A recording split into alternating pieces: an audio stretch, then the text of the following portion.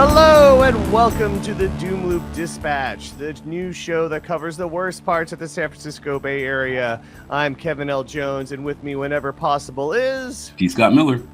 And today we're going to be focusing on San Francisco because after this week, in my mind, San Francisco is now a Republican-controlled city. It might not have the elephant on, next to each of the supervisors or the mayor, but looking at this past budget and what happened this week, what the Board of Supervisors did, it's hard not to see this government as Republican because it's going the route of austerity. They are trimming down with this new budget that was passed this week, 10-1, major gashes to the social safety net in San Francisco and increases for police. And a part of that gash to the social safety net is to oversight of the police. So we're getting more cops and less control over them, among many other things. It's quite disturbing. The San Francisco Standard actually did a pretty good piece about what we're seeing, what the big changes that I highly recommend checking out. As we can see right here, 10-1. The only person who voted against it is our socialist supervisor, Jackie Fielder. I mean, really, thank you for actually standing up and saying anything, even though it feels kind of like a 6-3 SCOTUS decision where the where it's like great, you're getting great stuff from Sotomayor, but it's still the other side won, and that's what we're seeing. And seriously, Daniel Lurie, he got to cut a ton of social safety net stuff, including, so much funding to the nonprofits that really help out those who are in need. One of the things we're seeing too is that they're basically cutting off all help, legal funding to help immigrants that are in trouble. We're also seeing, just all kinds of nonprofits just getting cuts, as well as like arts programs, stuff that helps like BIPOC and LGBTQ communities. Lots of stuff. Apparently the Human Rights Commission was hollowed out for almost $30 million.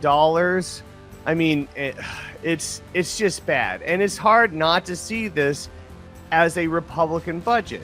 They all snuck in saying we're moderates and we're actually Democrats, but we want to be the smart Democrats. And what are they really doing? They're really protecting the billionaires that live there. And what is it, like 50 billionaires live in San Francisco? It's such a high concentration. People that can afford to help out the poor and working class in San Francisco, basically increasing their taxes would be like a drop in the bucket to them. But no, it's so much more about this cruel ideology and inflicting austerity on the city. And it needs to be said that the view that San Francisco was once the progressive city on the hill, that needs to just completely die at this point. Well, like I said in the last podcast, man, this was a toughie for me because I've been watching this happen in San Francisco since the 1990s. So, to me, it's not like this thing that's just like, oh, what a surprise. You know what I mean? Because, but like I say, people don't really understand San Francisco history. Who is Lurie? Who is he exactly? Right? He is the heir to the Levi Strauss fortune. Yep. And they used to have this gigantic factory over in the Mission back in the day. When I first moved out here in the 90s, they had this huge factory in the Mission, like on, I think it was in Valencia Street. There was a Levi Strauss kind of mini factory. Okay. When I first moved out here, and ironically, it was next to a project. I forget what the project is called because it's been long gone. But there used to be a tenement project, okay. And then like maybe a couple of blocks down, where are I don't know if Intersection for the Arts is still on Valencia, but if you continue down Valencia, you would come across these projects, and then maybe 2 blocks up there was this Levi Strauss factory. I mean, probably one of the first ones, probably just where they had the offices at this point, But the thing is like the whole concept that San Francisco was ever progressive has always troubled the shit out of me. I lived there for a long, long time, and the only thing I've ever seen is a right-wing push. I mean, and let's not forget, even when what they're actually talking about when they call it the progressive city, they're talking about like the 1960s and 1970s, right? Like Food Not Bombs and the Diggers and all that. The city tried to destroy them every chance they got. Like the city tried to destroy them. And the truth is, it's just like we had cops who were terrorizing people in the 60s and 70s that actually brought about the king terrorist, Dan White, who ended up murdering a mayor and Harvey Milk. Like these guys have never been progressive. When exactly was that supposed to have happened? I've never seen progressive measures. In fact, during the redevelopment in the 1970s, I actually was very involved with the Center for African American Art and Culture over in the Western Addition. And at the time, they were working with the African American Culture Center or something like that. It used to be out there at Fort Mason. I don't know if it is anymore. But they said they had an entire archive about the way that the Black community was absolutely raised, lied to, given vouchers that they had no intention on upholding. And at the same time, there's Dianne Feinstein raising a Confederate flag over City Hall. I'm like, when exactly did this progressive? Did I miss this? Yeah. Did I miss when San Francisco actually had progressive policies? Because as far as I know, there were riots in the Castro back in the 70s. Yep. Because the cops were coming in and bashing heads. Yes. As far as I know, I never heard about cops coming in and helping people in the Castro find their way. It was about them bashing people's heads in the 70s. And it's even more so in the 80s during ACT UP.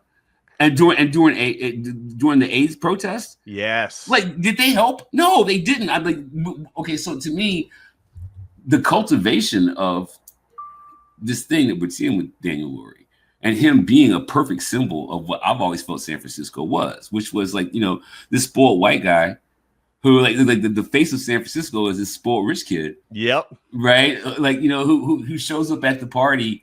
And like, everybody else has got to get up in the morning and go wait tables. But he's the guy who has the best political opinions. He's the one who knows everything. Well, how the hell do you know anything about the working class if you've never worked a day in your life? How do you do that?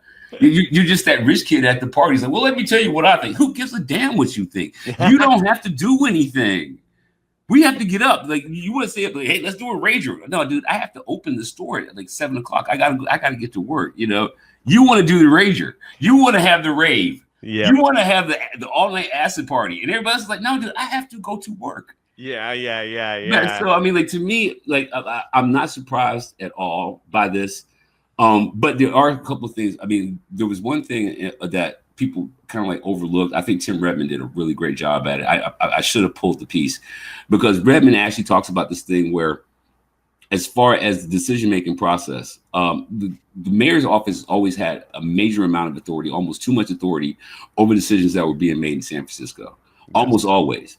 But in this particular budget discussion and the decisions that were made, Lurie could override anybody.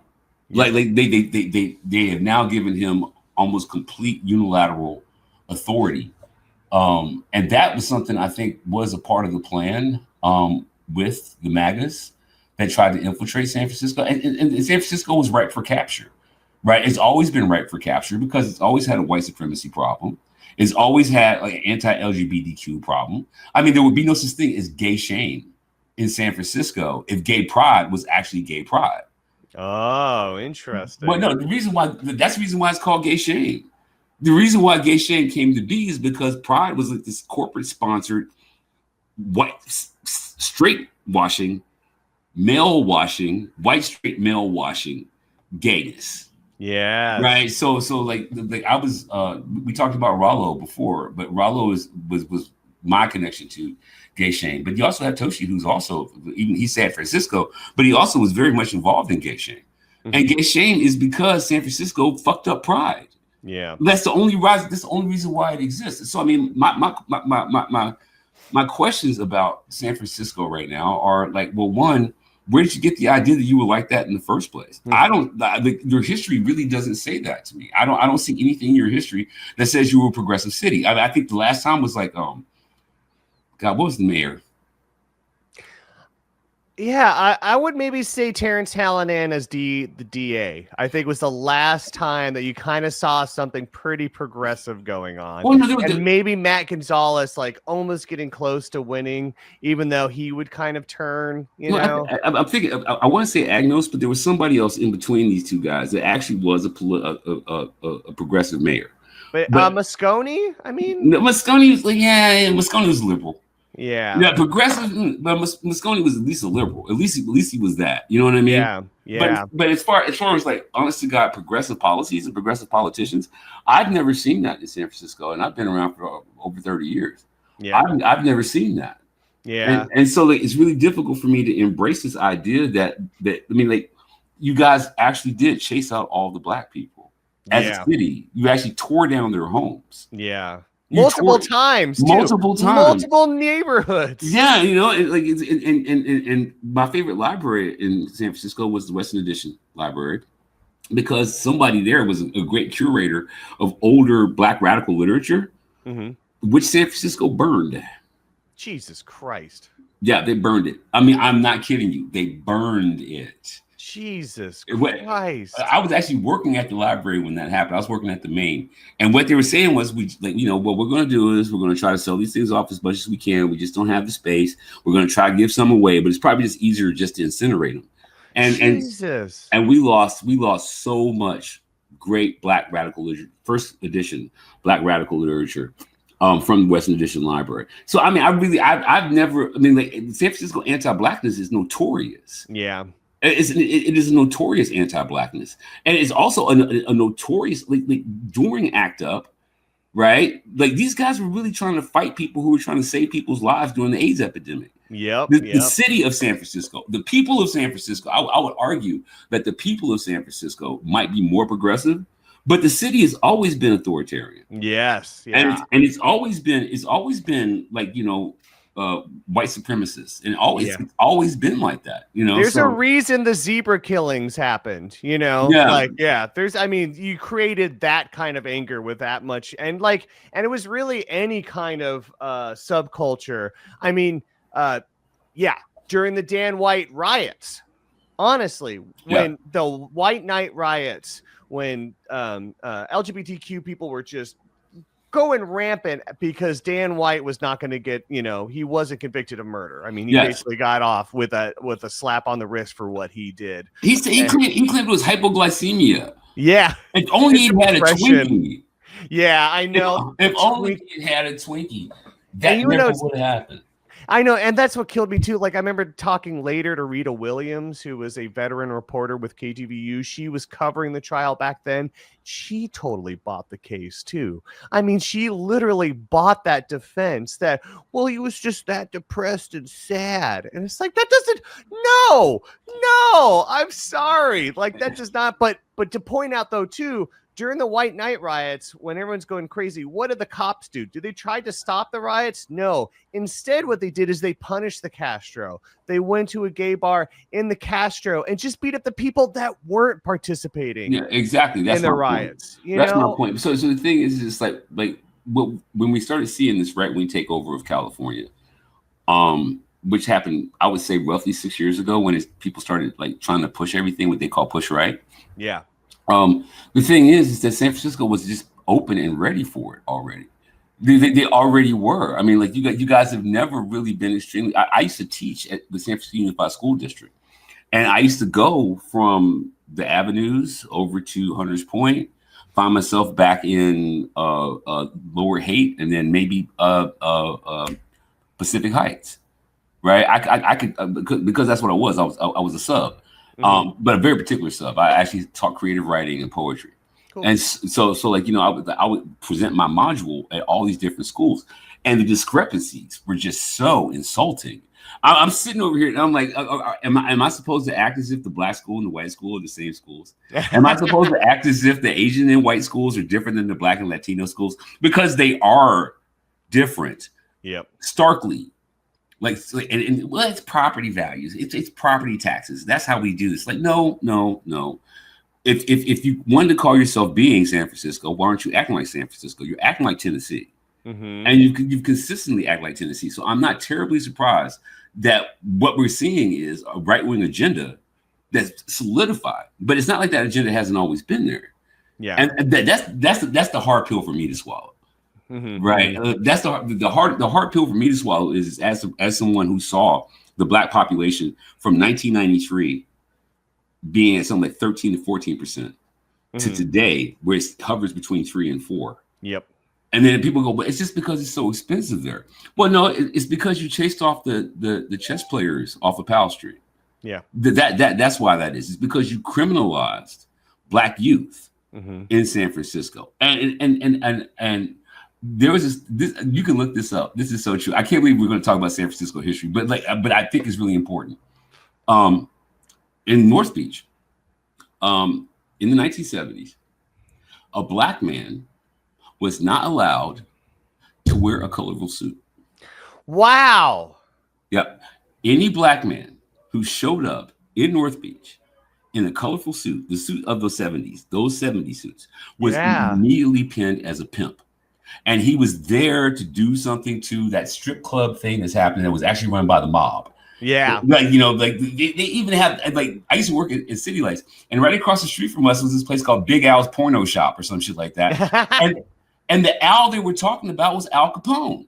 Oh my God. You can look this up. There used to be a neon sign of a gangster looking Al Capone guy holding a Tommy gun. And it said Big Al's sex shop. Yeah. Right. Yeah. That is how much the Italians and white people ran the sex trade in San Francisco, in North Beach at that time. Wow. So if you were, and this happened to athletes, this happened to people from out of town. These people were dressed in the 1970s style, like the big collars and the platforms and all that. But if you were a Black man and you showed up in North Beach like that, the cops would beat your ass. Oh God damn! The cops would beat your ass. But also let's not forget about the poet Bob Kaufman, who had his skull cracked by North Beach police. Yeah. Let's not forget about this. Like he's doing the same thing that Allen Ginsberg's doing, the same thing that Kerouac is doing. And this guy actually had his skull cracked by to the degree where North Beach, in a very unprecedented kind of thing, stood up for a Black man at City Lights, which is still unprecedented to this day. Yeah. To this day. Right. So I'm having difficulty when we start talking about it's not so much what Lurie is doing is what's the word I'm looking for? Like the silent majority is pushing back and the Overton window is shifting. And yeah, it's so you're so right though, because when you put it like honestly, what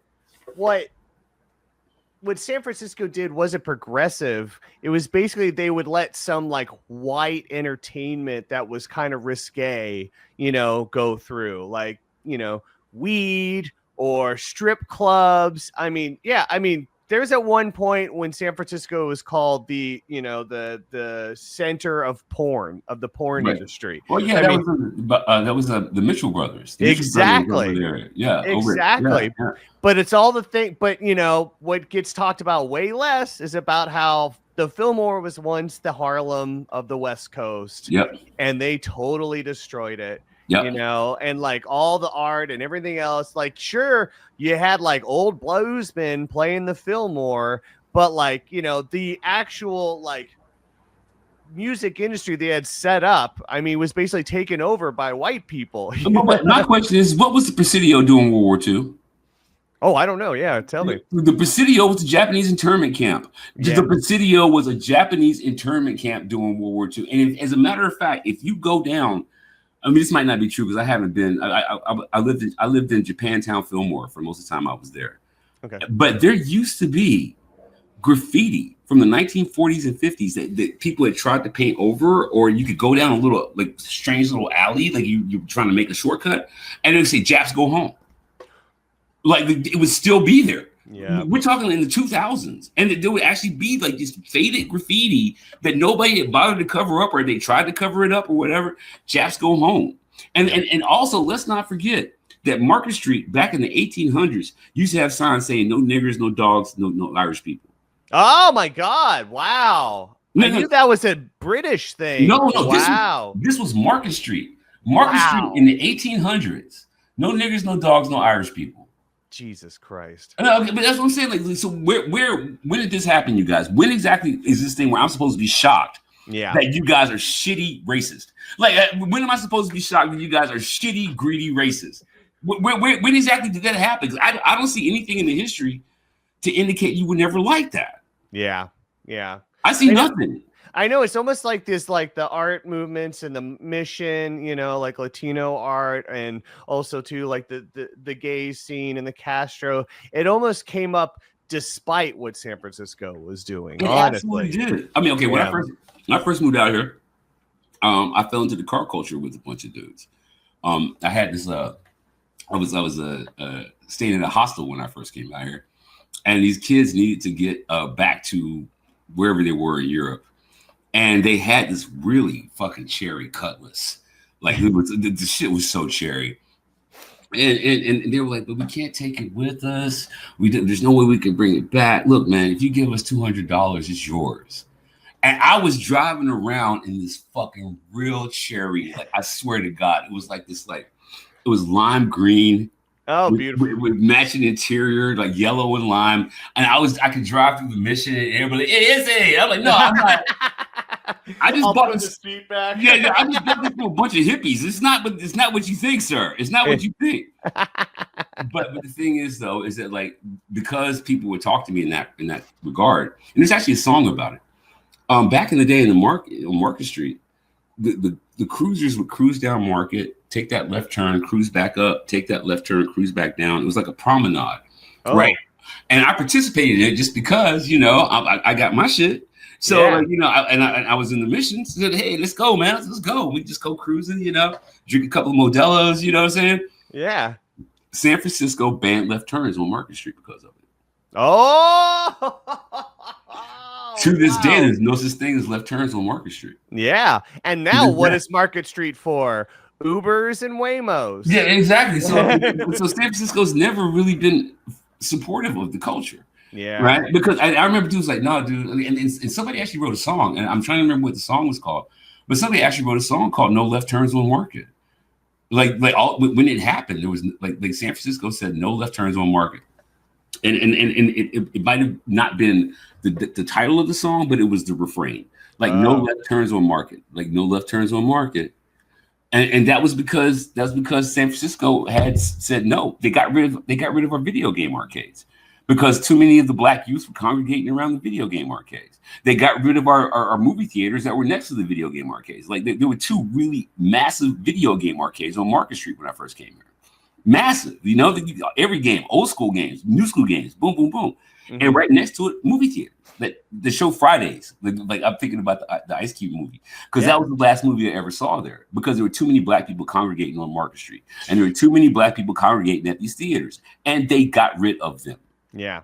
So I don't know. Like I know we're supposed to be talking about the politics, but the politics is actually a part of your social policy. Yeah. And your social policy has always been racist. And your social policy has always been homophobic. And your social policy has always been sexist. I mean, like, when has it not been? Mm-hmm. When has it not been against poor people? I like, if somebody can show me when San Francisco actually created policy to help poor people, when San Francisco created policy to help black people, when San Francisco's created policies to help LGBTQ community. I'm not talking about here's some money, you guys can fix it for yourself.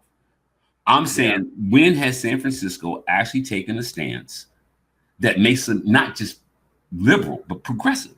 Mm-hmm. Mm-hmm. I've never seen it. I know. I mean, they could claim like, oh yeah, well, we voted in Harvey Milk. Like, well, it wasn't like an all city thing. He was representing his neighborhood. Yeah, you didn't vote in Harvey Milk. We voted in Harvey Milk. Yeah, you know what I mean? Exactly. Like, it's ridiculous. You vote in Lurie, and you vote in Feinstein. And you vote in Breed, and you vote in, and this is who you always vote in, and then you cast out people like Dean Preston every fucking time. Yeah, and Newsom, look at Newsom. You know? Oh my God, this guy. No, I'm not serious. Like, I mean, I don't know how people can't.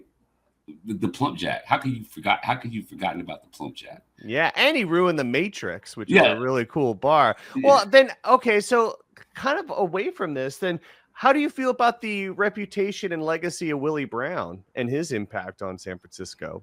Well, I mean, I the way I feel about Willie is, I mean, it's kind of shitty because I mean, like, it's not the way I feel about Willie Brown. Kind of epitomizes how I feel about politicians, just in general, right? I know his kids. I know his kids. I mean, I know his son and his daughter. I know them both very well, and they were always very much involved in the community.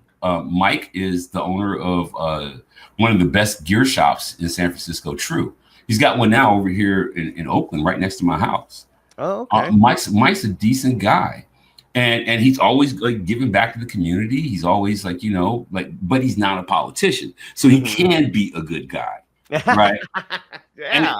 And the same thing's true with Susan. Susan is his daughter. And she is a kind-hearted woman. She's always been community focused. She's always been, particularly Black community focused. She is a good person, but she's a politician. She's not a politician. So she can be, right? I personally don't believe, Richard Pryor said this back in the 70s. You cannot be a part of the system and not become a part of the system. Yeah. Right? Like eventually, even if you go in with the very best intentions, you're not going to be able to get anything done until you become a part of the system that doesn't want you to do it. Yeah. And eventually what's going to happen is you're going to end up being a part of the system that doesn't want you to do it. And you're going to end up doing things that are anathema to what your original mission was. They will turn you.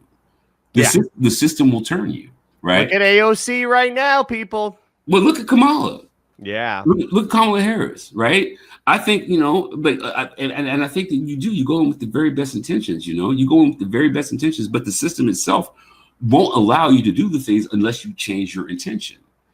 Right. So like, I'm not a fierce judge of Willie, even though I think Willie made some really bad fucking decisions.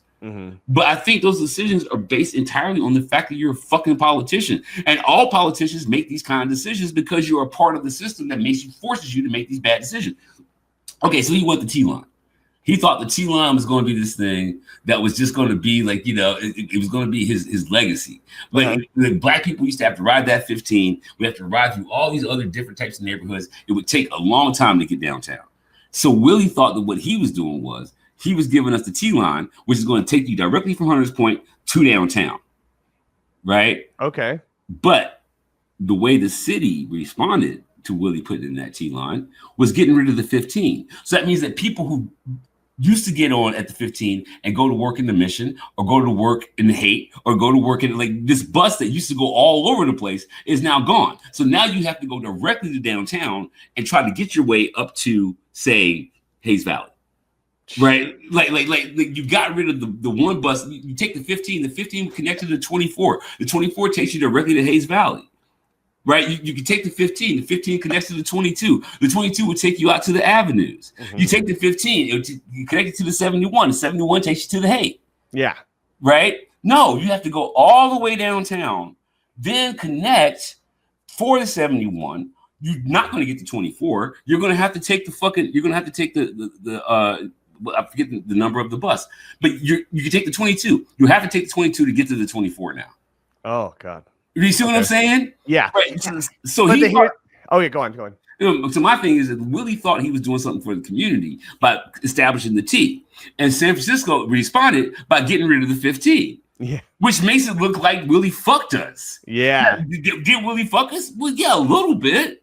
Right. But he had really, I think he had the best intentions. But being a politician, those compromises, you got to understand it, that whatever that evil machine is, that machine is going to fucking like take your best intentions and turn them on their head and make it look a piece of shit. And I think that happened to Willie a lot. And then after a while, you just get to the point and say, okay, well, I'm a politician, right? Yeah.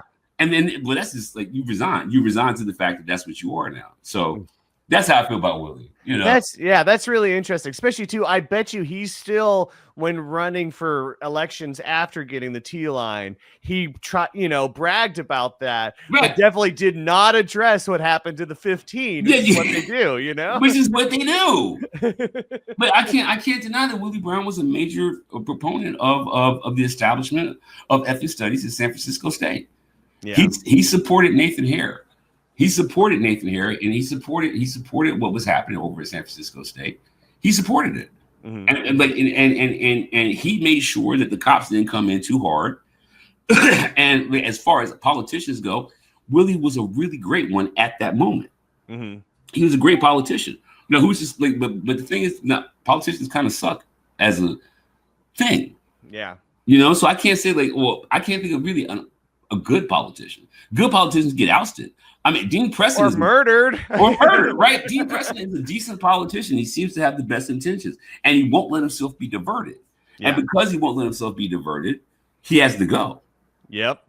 Right, and so good politicians just don't exist. Yeah. Just watch what happens to Jackie Fielder. Watch what happened to Chris Daly. I mean, these guys are now going to have bullseyes on John Avalos. Yeah. I mean, these are all people, especially too, like with John, like what was he pushed out for? Nothing to do with politics. Yeah. Like they'll find any way to attack you if you work against their interests and the status quo. And now what we're seeing more and more is more tipping of the rich interests of the minority billionaires, so now we're talking about muni lines. We're losing a ton of muni lines. San Francisco's losing a ton of muni lines. They and that's the thing too, because on one end too, these billionaires have real estate interests and they're pushing like we should have more housing by transit lines and everything else. Well, yeah, that would make sense. That's good, especially for a dense city like San Francisco. That just makes sense. But they're cutting the muni lines and expecting people to take Ubers and Waymos instead. Because what is that about? That's about getting those shareholders money. That's profit. Exactly. Well, exactly. I propose a mass exodus from that fucking failed city. Yeah. That is what I propose. I propose like you should follow Black people's a lead on this one, San Francisco, and get the hell out of there. Like make them pay for it. Make them pay for it. Make them pay. Like I used to work. I was a bartender at the Regency, but I didn't have a car. Okay. And so the Regency would close. I mean, it was a night job. Just like so. I would get to work around 9 o'clock, maybe 7. Like set up kegs, getting the bar set up, all that, and then we would get done around 12:30, 1 o'clock. So the bar's closed. Right, I used to have to take the Owl, and the Owl is a bus that's supposed to take working class people who are stuck in the city after midnight. It's supposed to run frequently enough so working class people can get home at a reasonable hour. Yep. There were times I wouldn't get home till 3 or 4 o'clock in the morning. Yeah. Right, and nobody even tried to address and I'm talking about BART in particular, not the Owl.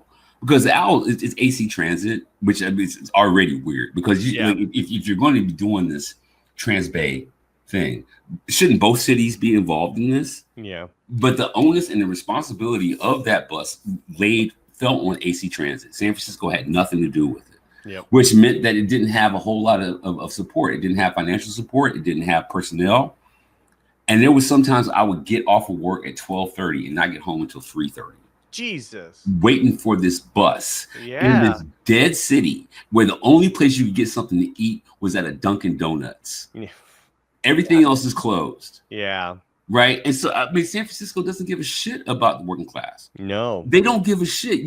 If you gave a shit, you would actually make the BART run 24/7. Yes. If you gave a shit about working class people, a lot of us have to work at your bars. A lot of us has to work at your restaurants. We don't get off work until after the BART closes. And then you're going to make it so we don't get home until 3 or 4 o'clock in the morning. But we have to wake up at like noon or 2 so we can get back to working your shitty little job and then wait for another 3 hours to catch the bus. Like, San Francisco doesn't give a fuck about you. Get the fuck out of there. Yes. No, it's so true too, because like, look at New York City. That's what it should be. It should be just a constant subway. That way it's really affordable too. Yeah. Sure. Hey, it's not like some of those stations look pretty gross, but like still it's a great system that you can go on at any time. Exactly.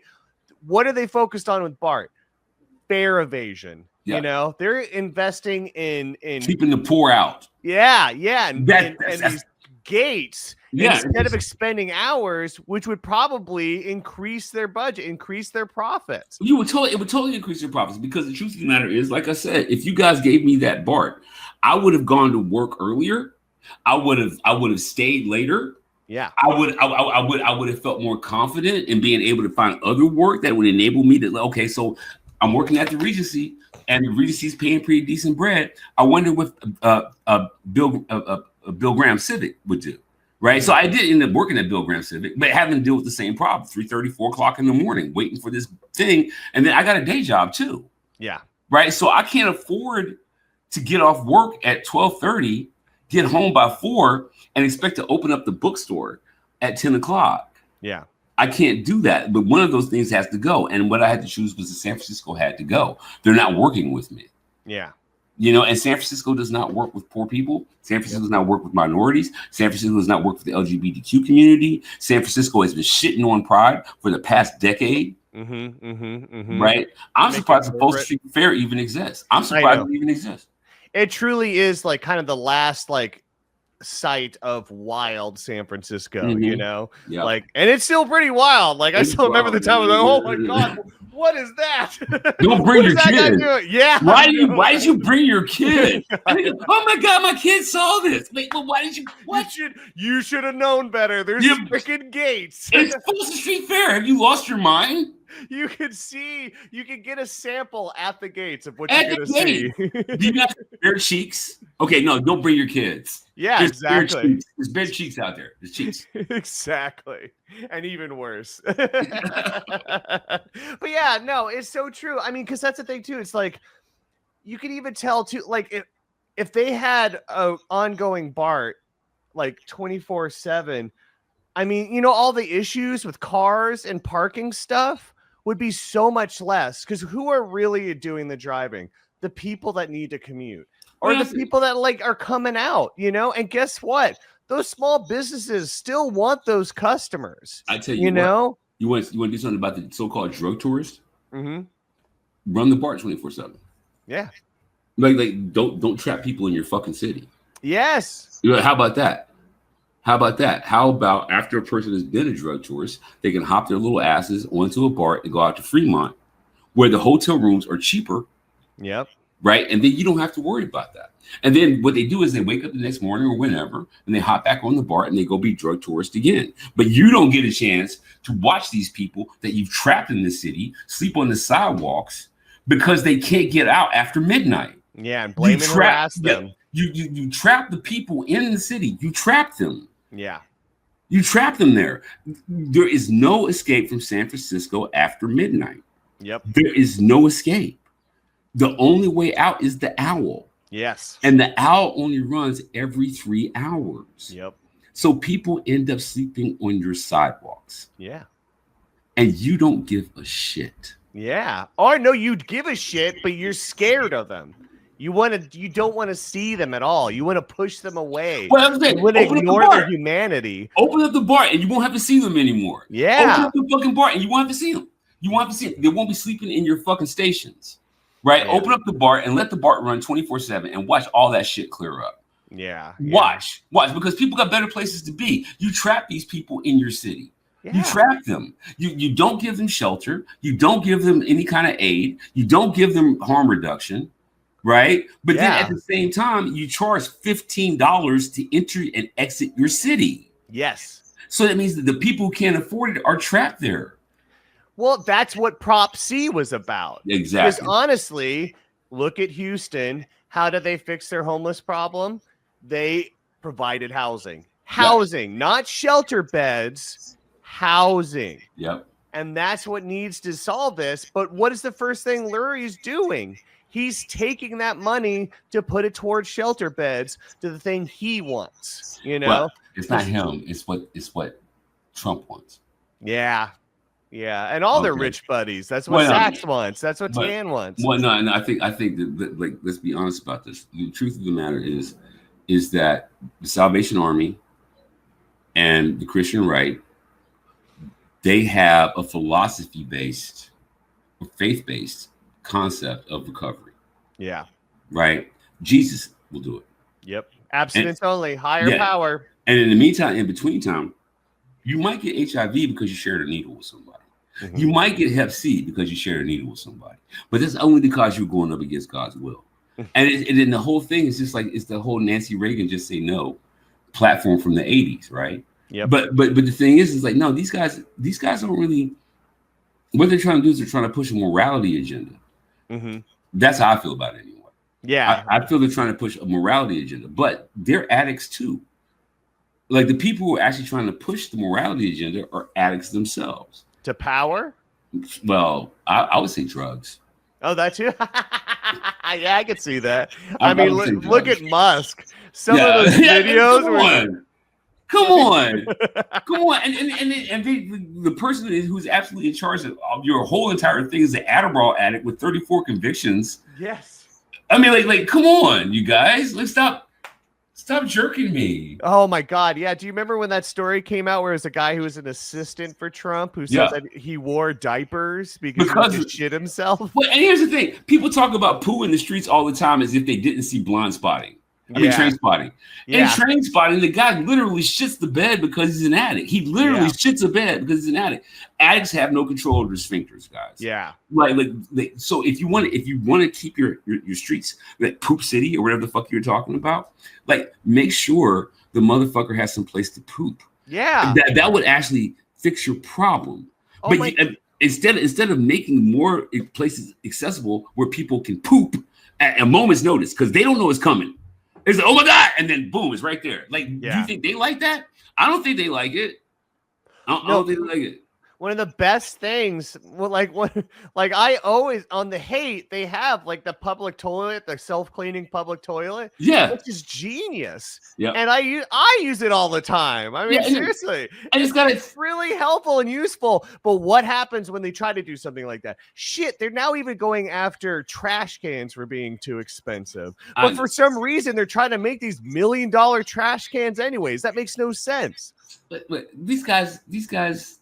They spend money on bullshit anyway. Okay, like Gary Tan's Y Combinator has a 90% failure rate. Yeah. A 90% failure rate. 10% of Gary Tan's projects get a modicum of success. 90% of them fail. Yeah. And that is billions of dollars. You don't care. Ice raids. These guys are getting paid fucking like $70,000 to $80,000 a year to run around cosplaying and being chased away with grandmas with chocolates. A grandmother come out and hit you with her fucking shoe and you go running. But you made $90,000. You don't give a fuck about that money. You don't care. You don't care. And so I don't really understand what that motivation is with San Francisco. San Francisco, you got all this money and you choose to waste it. You choose to waste the money. Yeah, because it's about what they get to do with their money. Like, that's the bigger thing. It's this ideological thing of like, you don't tell me what to do with the money. I do. I tell you, or I get to do what I want with it. Yeah, it's my even if it's wasting. Yeah. And like, I'm not going to, even though I know I could help that person over there and like not feel the impact at all. It's so ideological. But yeah, we should talk to like Y Combinator. I mean, Airbnb is already going down. Right. You know, Reddit is barely surviving too. Remember, there was a time when they were going to go down. Yeah. And then it's just Stripe, Reddit, or Stripe, Dropbox, and Coinbase, you know, not these big things.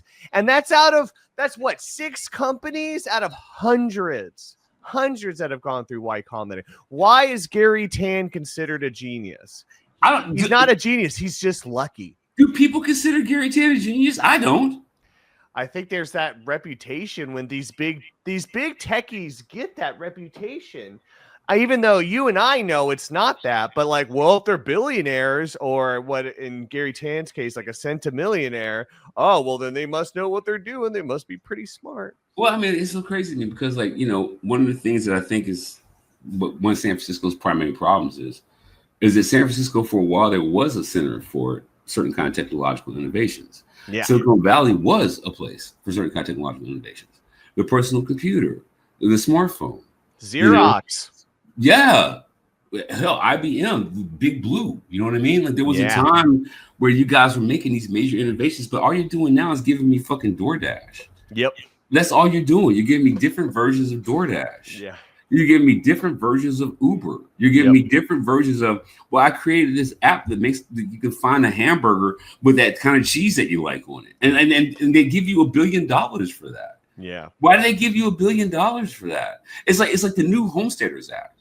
Yeah. It's a way to concentrate wealth, in particular through a very particular group of people who have been chosen on the basis of their racial and social hierarchy. Right? Like the rich people continue to get funded. Yep. The poor people don't get funded at all. The rich people get more billions. The poor people get shit. I mean, like, so basically, Till would be rich with or without Palantir. Musk could be rich with or without Twitter or Tesla. Fucking Andreessen would be rich without fucking like being a VC at all. None of these guys created shit. Yeah. What they did was they were born into wealth, and then they figure out a way to transfer that wealth between each other and make it seem as if and justify. And that's the reason why I think the white supremacy thing and the anti-blackness thing is so big, because they have to do it in order to justify that you have done nothing. You've created nothing. You have made no innovations. There's nothing innovative about anything that you did. So why do you have all the money? Yes. Right. And the reason why we have all the money is because you're white guys. It's because you're rich white guys. Yes. That's why you have the money. Exactly. The only reason why you have the money. And it's so true too. I mean, I'm seeing that so clearly now, how much the upper class like truly defends itself and is truly unified. I mean, it's surprising. I mean, I already saw some crazy stuff, like even kind of personally, like I'm family friends with the Rhodes, and like literally, so yeah, you have David Rhodes and you have Ben Rhodes, right? You have Ben Rhodes, who was in the Obama administration. You have David Rhodes, who was once president of CBS News after a long stint at Fox News. Now, how do these get these things? Well, their dad was a rich lawyer whose best friend was Jim Baker from the Reagan administration. He was a big donator, a big bundler. And seriously, like, you know, they got he basically made phone calls. Here, my son wants to get into the news business. All right, well, have him come to Fox News. Yes. Hey, my son wants to get into politics. Okay, he's got an internship at with Feinstein. He was an intern for Feinstein and moved himself up, and literally, I mean, moved himself up the Obama administration because his dad was raising so much money for Obama. That's what I'm saying. I mean, it's just, and like I say, I mean, I don't really, as far as the whole idea of who Daniel Lurie is, who is he? He is an extension of that. Yes, that's all he is. Yes, like that's all he is. He should not be mayor. Yes, at all. He shouldn't never be mayor. had a job, Nothing. Experience with any of this. But Trump is the same way, though. So, like, you can actually take him and line him right next to Trump. Yeah. Right, because you were born rich, you were born privileged. You don't even know what struggle even feels like. Struggle to you is trying to figure out which caviar you're going to have. You're going to have the red or the black today. Like, that's your struggle. And so, like, there's no justification for you. There's no, why do you exist? Yeah. Why are you mayor? Why? I mean, seriously, Trump bankrupt multiple times.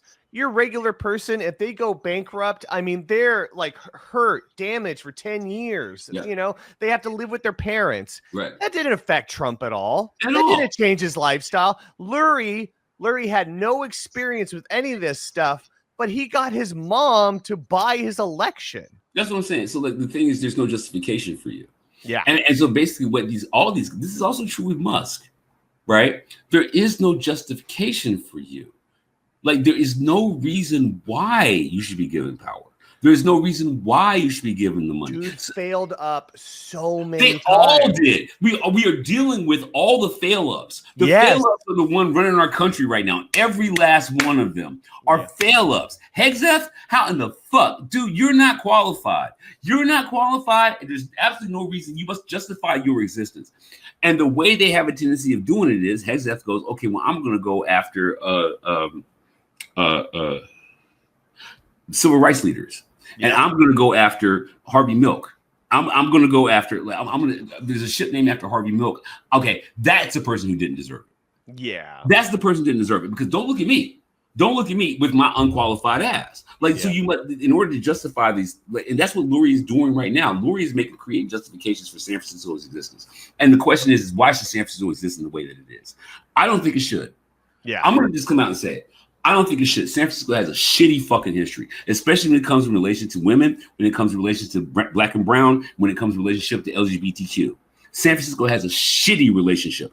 And San Francisco even has a shitty relationship with left-leaning organizations and cultural movements like the hippies, like the yippies, like the Grateful Dead. Yep. Like you guys treated everybody badly. Yes. You did. Yeah. You did. So the cops, like you said, the cops were beating up poets. Yeah. Like just for being them, for maybe having like too long of hair. Like in the 60s, there was cops whose reputation was just beating up hippies. And so you could say that the people of San Francisco might have had a progressive flair at some point in time. Yeah. But the city of San Francisco never has. Yeah. Ever. And if anybody knows anything about San Francisco history, they need to know that. They need to know the reason why San Francisco is the way that it is because it's been a city of resistance to San Francisco. Yes. Like the people who actually created San Francisco are actually in resistance to San Francisco. Yes, exactly. It really is it. It's like there was still things that happened despite San Francisco. You know, the International Hotel, like the I Hotel, the Filipino resistance movement, Al Robles, like all of that. That was in response to San Francisco cracking down on Filipino resistance to people trying to put them back in internment camps. Like these people had just gotten pulled out of internment camps in the 1940s, 1945. They get free from an internment camp. Yeah. And then San Francisco goes, you know what? We're going to try to put you right back in one. Yeah. And the only reason why our hotel even exists as a mythology is because San Francisco tried to re-enslave Asian and Filipino Americans. Yep. Like, so don't talk to me about San Francisco as a progressive city. It never was. My question is San Francisco ready to overcome its bullshit innocence? Yeah.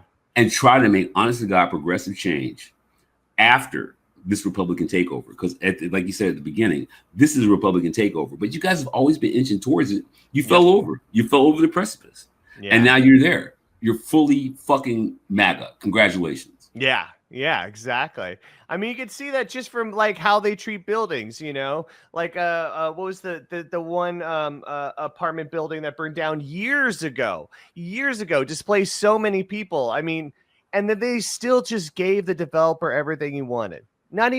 He's not even being forced to put any affordable housing into this new project, and definitely does not have to take care of the people that he displaced from the fire. So you have so many examples of that where it's just literally like, well, yeah, but that's not what the rich guy wants. So, you know, that's who matters to us, you know? but what's so crazy is that when I first came out here too, one of my first jobs was Virgin Megastore when it was on Market Street. Okay.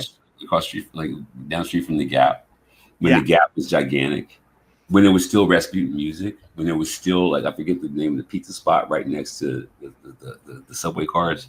Yeah, that Rasputin's was awesome. It was like 3 stories. I remember digging through that. Yeah, man. Like, you know, like so, you know, I was a record head and a book head. Like we're talking about, like, you know, I'm in my 20s. But the thing is that San Francisco used to be a tourist destination. Yeah. It like and most of the money that they got was from tourism. And if they would have just kind of stuck with that, they wouldn't be in the situation that they were in. But they started getting too many Browns, and they started getting like you know what I mean, and too many of the wrong kind of youths, and they fucked themselves. And they're doing that thing that Republicans always do, which is just double down. You're doubling down. People used to make pilgrimages to the hate. People used to make pilgrimages to city lights. People used to make pilgrimages to the cable cars. People don't do that anymore. Yeah. And what you do is you blame the poors and you blame the Browns, but you stop giving infrastructure to places like Virgin Megastore, places like Rasputin. Like you stop giving support to these people. It's not the poor's fault. And it's not the youth's fault, and it's not the Browns' fault. It's not the LGBTQ. They're the people who actually created this so-called tourist haven. Yeah. And then what you do is you let these little Kansas motherfuckers come in.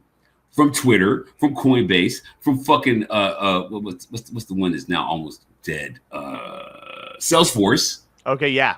Right? And you let them chase out all of the culture. Yes. And then what you do is like you point the finger at the hollowed out, the people who you've absolutely disenfranchised, the people who used to work at your restaurants. Yes. The people who used to work at your record shops, the people who used to work in your bookstores, who used to fucking like work in your hotels. And so now they're strung out, they're addicted, they're homeless, they're broke, they're poor, they need support. And you're like, it's their fault the city is as it is. Yes. No, it's clear when you did it. It's clear you did it. That was what Ron. So there was a debate between Ron Conway and David Talbot a few years back. Now, if you don't know, David Talbot was the author of The Season of the Witch, which is a pretty good book. He's also written some great stuff about the CIA and everything. Great writer. And Ron Conway is basically one of the guys that kicked off all this. He was a real estate investor. He's a VC, and basically he wanted to make San Francisco in his image so he could profit off it.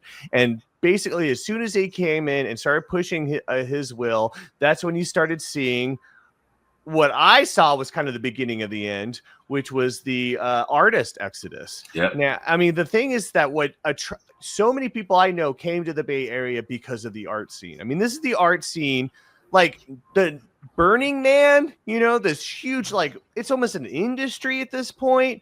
That started on the beach.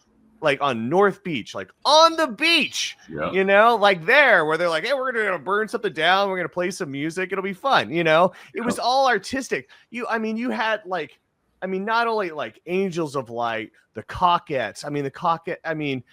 Because it was cheap to live there and everyone's just open to art, the residents, some of the craziest art. Some of the craziest ideas coming out of the city because it was cheap to live and everyone was open to it. And Ron Conway, I swear to God, as soon as he came in and he pushed for the Twitter tax break and getting Ed Lee in there, that's when you saw this exodus and this switch from the crazy like creative hub that was existing at that time to whatever it is now. And the worst part is, in that debate with David Talbot, he blamed it all on the past. Like, oh no, the real problems was because how you guys were running the city. No, I'm sorry. No, it's you guys coming in, inspiring people to buy up as many buildings as they can for cheap in San Francisco and force everyone out onto the streets using Costa-Hawkins. Basically, you have your niece or your nephew and you force them to live there and kick them out. Even before that, the Ellis Act, owner eviction move-in, that was in like 95, 96, somewhere around there. Like that was already on the way. Yeah, exactly. And they used all they can. And next thing you know, you see this huge increase in evictions, in the homeless population, and even worse, horror stories too. People that were expecting to live there all their lives, which they had the right to do, No, it's all over, So yeah, I think you're quite accurate in saying that San Francisco was never progressive, but we can all agree it's basically Republican. Well, yeah, but I also would like to reiterate, though, I think there's only one thing that can actually like fix San Francisco, and that is an exodus. I think that you should, if there's any way, like the black population are the canaries in the coal mine when it comes to San Francisco. Yep. And San Francisco is going to have to bland out. It's just going to have to bland out. It's going to have to lose all of its culture. Yeah. It's going to have to lose all of its identity. It's going to have to lose it all. San Francisco is going to have to become kind of like Kansas of the West before it decides that it doesn't want to do that anymore. Yeah. And like there really is no other way around it. Like there are people who are constantly trying to resist it, but the voters themselves, the people of San Francisco, right? Even those who have been around that entire time. I mean, like Pacific Heights has always been known as specific whites. I mean, always. Yeah. For as long as I've known about Pacific Heights, we call it specific whites. Yeah. And that is something that San Francisco is going to have to reckon with. Like even the late Lawrence Ferlinghetti, who was a friend and a mentor to me, called San Francisco the white city on the hill. I can see that. And so the thing was, even back then, me and Devora Major, who was also a fantastic poet, historic, legendary poet, and she's the one who pointed out to me. She was like, you do know that Lawrence thinks of San Francisco as the white city on the hill. And I was like, them too, huh? because that's true. That is true. And so, like, the thing is that San Francisco needs to be hollowed out. They don't deserve our culture. Yes. They don't deserve our music. San Francisco has not had a successful band come out of their city for 40 years. Yeah. Not one successful band. Green Day. We've got Green Day over here. Oh. Who do you have? Yeah. Yeah. Who do you have? You got nobody. You have not had a successful rock band in 40 years. Yeah. I mean, the only band I can think of that's got like some, some excitement behind it is like bands like Deerhoof and Spiritual Cramp, who are basically succeeding at a very small level. No, a very small level. Okay, small level, and that's despite the city. But that's small level shit. I'm saying, when's the last time you had a fucking Green Day? When's the last time you had a Grateful Dead? When's the last time you had a Big Brother and Holding Company? When's the last time you had a Jefferson Airplane? You have not had a successful fucking band in 50 fucking years. You have no culture. Huey Lewis. That's the guy. That's the only thing that was 40 years ago. Exactly. And it's Huey Lewis. It's totally. Going on, blondes? I mean, get the fuck out of here. Exactly. And Linda Parrish, she got the fuck out. She's not in the city anymore. Right, that's what I'm saying. Their culture, the culture is being reflected on the world stage. You guys don't have one. Yeah. You don't have a successful rapper. You don't have a successful arts movement. You don't have a successful band. Your culture is dead. Yeah. And I think it deserves to continue to die. Yeah. And if your culture continues to die, that means you're going to get fewer and fewer transplants. Fewer and fewer people are going to come in here on the sheen of some shit that happened 60 years ago with the fucking yippies and the hippies. Like that shit is just like, it's going to go away because you didn't cultivate it. You didn't try to make it grow, right? In fact, you banned all the shit that would make it happen. Motherfucker, you guys made the dead Kennedys. What happened to you? Yeah. What happened to you? Yeah. Yeah. This is not there. I mean, literally, you no longer have, what would the if you're going to San Francisco, what would that be today? I mean, like if you're going to San Francisco, just don't save some money. If you're going to San Francisco, take a picture of some poop and put it online and make sure Gary Tan sees it. That's exactly. And then you might get a deal. You might get a deal. You might get a YC deal. Awesome. All right. I think it's time to wrap it up. I'm going to link a bunch of stories I think people should follow, though, just to kind of see what's going on. There's a lot going on in the city that people know. Or people should know what's going on to see what we're talking about with this Republican takeover. It is a Republican takeover. So it's a Republic. Yeah, there's no denying it. Something to watch closely, guys. Exactly. So, and then keep following us on all the socials. Support our Patreon. Until next time. Keep fighting the good fight. Thank you.